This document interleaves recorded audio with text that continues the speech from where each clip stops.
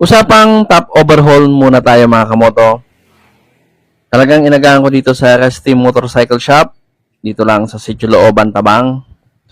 Sa kanto ng St. James Academy, dala ko mga kamoto ang Kawasaki 175 na version 2 para i-share sa inyo ang dapat ginagawa at syempre yung budget nyo kung sakaling ganito, sintomas ng motor nyo. 1, 2, 3, come on!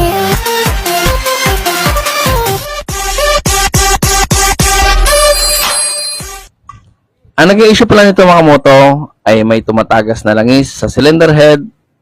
Sinyalis to mga kamoto na may depekto o sira na ang cylinder block, pati piston. Kaya kung ganito kamoto ang sinyalis o itsura ng motor nyo, ay parehas tayo na pyesa na dapat palitan o remedyohan. Unang dapat baklasin ang upuan at gas tank. Sunod ang side cover ng timing chain kasi bago hugutin ang cylinder head, ay dapat naka-TDC o top dead center muna. Ito optional, pwede rin tanggalin din itong buong compartment ng air filter. Pwede rin hindi. Depende sa diskarte mo.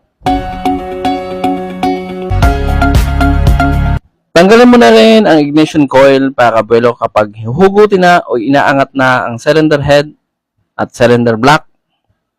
Ito yung engine support ng cylinder head na binabaklas.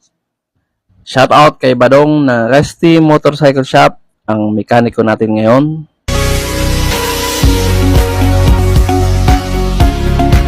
Ito yung part na hinahanap na yung top dead center kasi pwede mo dito na lang ikutin sa chain sprocket.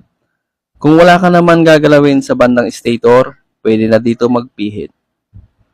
Dalawang hex bolt, yan mga kamoto, para makalas ang timing chain sprocket para itong compression release. Itong compression release kamoto ang dahilan kaya mas malambot padyakan ang Kawasaki at hindi basta lumalaban tulad ng TMX 155 na pumipitik ang kick starter.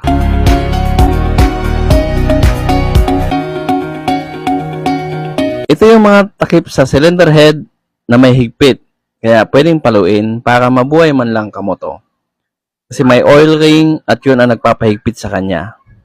At dito sa part ang dapat unahin luwagan o tanggalin ang stud bolt. Bali 4 lahat yun mga kamoto. At 2 pang tornilyo na nagdudugtong sa cylinder block bago tuluyang mahugot ang head. At pwedeng sikwatin ng dahan-dahan kasi dumikit na sa gasket yan at umiipit sa mga dowel.